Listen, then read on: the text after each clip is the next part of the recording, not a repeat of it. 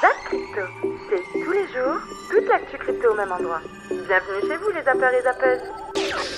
Aujourd'hui, on a vu ces dernières semaines que le marché crypto était plus faible que les marchés traditionnels. Classe d'actifs risqués, mimétisme avec les marchés tradis, etc. et était beaucoup plus faible. Donc on est en tendance baissière sur des unités de temps courtes sur le marché crypto, on va le voir juste après, mais on a surtout le fameux indice ici crypto Fear and Greed Index. Est-ce que le marché est euphorique ou est-ce que le marché est en mode panique? Et bien vous voyez qu'ici on est toujours en mode panique extrême. Alors généralement dans ces moments-là, ce qui se passe, c'est qu'on a ce qu'on appelle des spikes, des grosses périodes de liquidation, etc., etc. Et on pourrait marquer un point bas. Alors, ce que j'ai pris de manière assez simple, encore une fois, ce n'est pas une prédiction, etc., mais disons que c'est une indication supplémentaire. Indication supplémentaire, je regarde à quel niveau ici on était cette année sur l'extrême peur. Voilà, c'était ces niveaux-là, c'était fin février, début mars. Je regarde un petit peu fin février, début mars sur le marché crypto. Ici, alors on va prendre le Bitcoin, mais sur l'Ether, c'est à peu près la même chose. On prend ici fin février, début mars. Voilà, grosso modo, on était là. Ok, fin février, début mars sur Bitcoin. Voilà. On avait entamé effectivement une tendance baissière, on avait enfoncé des niveaux, etc., etc. On est moins nombreux aujourd'hui. Hein. Le marché est à l'arrêt. Hein. Le fait que le marché est dump dans les dernières semaines. Et à la limite, quand le marché dump, j'ai l'impression que les gens s'y réintéressent un peu, mais quand le marché dump et qu'après ça stagne, les jours d'après, c'est le désert. Hein. De toute façon, je sais pas si vous êtes sur Twitter ou pas, mais l'activité est vraiment au ralenti. C'est une dinguerie. Même en 2022, quand Bitcoin était à 16K, il y avait 10 fois l'activité qu'il y a là. Peut-être 10 fois, j'abuse un peu, mais je trouvais qu'il y avait bien plus d'effervescence, d'activité dans l'écosystème qu'actuellement. Écoutez, en tout cas, c'est vrai que plutôt que de s'intéresser de la volatilité à court terme, moi, je préfère regarder justement comment les investisseurs, comment les acteurs économiques agissent autour du Bitcoin. Et là, effectivement, je voulais parler des États et je voulais parler particulièrement du Salvador parce que c'est vrai que c'est un pays, moi, qui me tient à cœur. Alors, tous les Bitcoiners sont au courant, mais en septembre 2021, il y a eu la Bitcoin Lei, où donc le président de l'époque, qui est d'ailleurs toujours président actuellement, qui s'appelle Nayib Bukele, a déclaré Bitcoin monnaie légale. Donc ce pays, qui auparavant était un pays considéré comme étant le plus dangereux au monde, je crois qu'il y avait un taux d'homicide assez délirant là-bas. Donc ce président est arrivé au pouvoir en 2019. Il a radicalement changé ce pays, donc notamment justement en construisant des prisons, en essayant d'éradiquer totalement les gangs, et il y est arrivé. Donc ça a été la première mesure phare de sa politique. Et il a également eu une stratégie visionnaire, parce que justement en septembre 2021, il a déclaré Bitcoin monnaie légale. Donc sans surprise, le pays qui possède actuellement le plus de Bitcoin, ce sont les États-Unis, avec 198 000 Bitcoins détenus par le gouvernement. Et en gros, c'est surtout via des saisies, via Silk Road, via différents hacks, etc. Les États-Unis n'ont malheureusement pas encore acheté de Bitcoin, juste ils conservent certaines saisies. Et donc, ça en fait quand même le premier holder au niveau étatique dans le monde. Donc, bravo à eux. Et bien sûr, c'est sans parler aussi de tout ce que possède la famille Trump. Et donc, forcément, on comprend que l'intérêt Bitcoin est très important côté États-Unis à tous les points de vue. Second pays qui possède le plus de Bitcoin, c'est le rival des USA, c'est la Chine, avec entre 190 et 194 000 Bitcoins. Donc ils sont seulement, entre guillemets, à 4 000 Bitcoins d'écart. Donc ça se trouve, à l'instant où je parle, on ne sait pas, la Chine a des réserves secrètes, elle est déjà numéro 1, tout est possible. Partons aux États-Unis, étant donné que le président Donald Trump envisage de nommer Kevin Hassett, actuel directeur du Conseil économique national et spécialiste des crypto-monnaies, pour succéder à Jerome Powell à la présidence de la Réserve fédérale en mai 2026. Hassett, favori selon des sources anonymes citées par Bloomberg, dirige un groupe de travail sur les actifs numériques lancé en janvier 2025, qui a publié un rapport de 48 pages en juillet 2025 proposant des mesures pour promouvoir Bitcoin et les cryptoactifs tout en protégeant les investisseurs. Il détient plus de $1 million en actions Coinbase et a perçu $50 000 en salaire de la plateforme pour son rôle de conseiller consultatif académique et réglementaire. Asset partage également la vision de Trump sur les baisses des taux directeurs, contrairement au discours de Powell, qui vont avoir lieu en décembre 2025 et qui crée l'incertitude malgré une troisième vague de baisse de taux qui est attendue.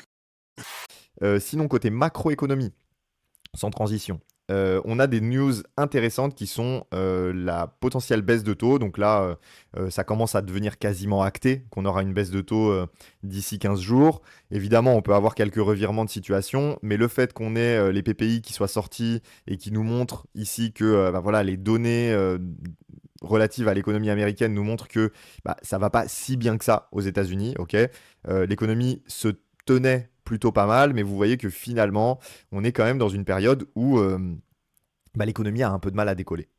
L'économie américaine souffre un petit peu, l'inflation est en train de reculer, donc ça c'est très positif, ça donne un petit peu d'air et un petit peu de mou à Jérôme Powell pour potentiellement baisser les taux, et donc il risque de ne pas s'en priver avec potentiellement une baisse de taux ici qui serait relativement rapide avant la fin d'année, pour justement aider les marchés à souffler un petit peu. Donc ça, les marchés évidemment apprécient beaucoup parce que ils commencent à sentir l'ambiance de tension un peu globale. Donc voir qu'on a justement une potentielle baisse de taux qui arrive, etc., une politique monétaire qui devient de plus en plus accommodante, c'est très sain pour le marché. Une chose sur laquelle je vais vraiment me concentrer et faire attention, c'est les indices américains qui sont venus prendre également le sommet de la semaine passée. Donc là, ça va être une zone extrêmement importante puisque on a également une zone de fair value gap en daily. Donc là, on a une grosse résistance sur les indices américains. Si jamais on est sur une fin de rebond sur les indices et que ça repart à la baisse, ça, ce serait vraiment pas positif pour le marché crypto. Donc c'est vraiment une zone à observer. Si on arrive à passer cette zone, c'est positif justement pour avoir des indices américains qui pourraient se diriger vers la prochaine zone, entre les 25 800 points et les 26 000 points. Et ça serait positif pour avoir une poursuite du rebond. Et on pourrait même, sur le Nasdaq et le S&P 500, aller faire un nouvel ATH. Et ça serait positif pour les cryptos.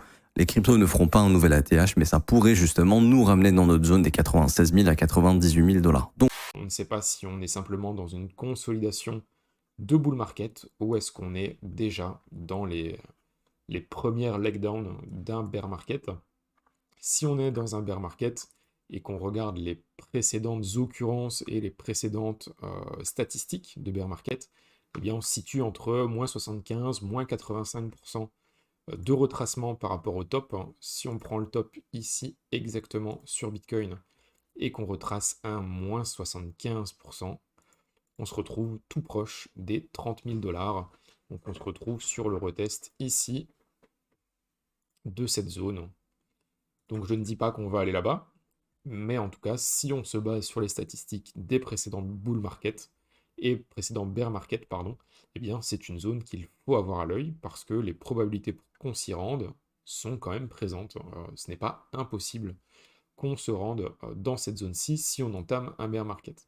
Mais tout ça pour vous montrer aussi que si on doit entamer réellement un bear market et qu'on va rechercher cette zone des 30 000 $, eh bien il y a encore de la place. Pour l'instant, on n'a pas fait grand-chose, on n'a fait que cette petite baisse, et il y a encore énormément de baisses à venir chercher par la suite. Donc vous aurez encore des possibilités logique sur BTC, et voir si on arrive à le reprendre ou pas avec force, ou à l'inverse, si on se re-enfonce sur les niveaux sous les 90 000 et toucher les 80 000 $. Une chose importante à rappeler, c'est qu'un bear market, en tout cas comme Bitcoin nous l'a proposé déjà à 3 reprises, en 2015, 2018 et même 2022, généralement, il trouve une zone plancher, un bottom, lorsque la majorité des investisseurs se retrouvent sous l'eau. C'est-à-dire qu'on va se baser sur le coût moyen d'acquisition de tous les BTC de l'histoire, et généralement, quand on est en dessous, c'est que forcément, on a plus de 50% entre guillemets des investisseurs qui sont en perte. Et là, ce coût moyen d'acquisition, il est quand même autour des 56 000 $. Tomber jusqu'ici nous redonnerait quand même une sacrée correction. Alors, j'ai pas la calculette en tête, mais si on prend TradingView et qu'on refait un peu le même topo, on aurait encore un moins 35%. Alors c'est tout à fait possible, parce qu'encore une fois, notre but dans l'analyse on-chain, c'est de ne pas d'être convaincu avec des œillères qu'on peut rebondir indéfiniment, mais par contre, c'est vrai que ça ferait beaucoup mal au marché. Et là, ça reste une probabilité qui existe. On ne peut pas l'enlever, les probas ne sont pas de zéro, donc vraiment, on peut toujours avoir cette configuration. Fin d'indicateur via Gemini qui est venu me calculer littéralement le prix de production des Riot, des Mara, etc. avec les dernières puces, plus on a ajouté des marges également au niveau du matériel pour refroidir. Bref, on a fait tout un travail. Enfin, il a fait tout un travail avec des règles que je lui ai données. Et ici, ça c'est vraiment les prix de production plancher. Donc c'est vraiment le plancher du plancher. Normalement, le prix de production il est pas plus bas que ça ou très légèrement plus bas, mais on est vraiment dans ces eaux-là. Par exemple, on voit que lors du bear market de 2018, c'est ici qu'on avait bottom. Lors du crack Covid, on s'est rapproché des prix de prod, c'est ici qu'on a bottom. Pareil, lors du crash FTX, on était plus ou moins proche des prix de production.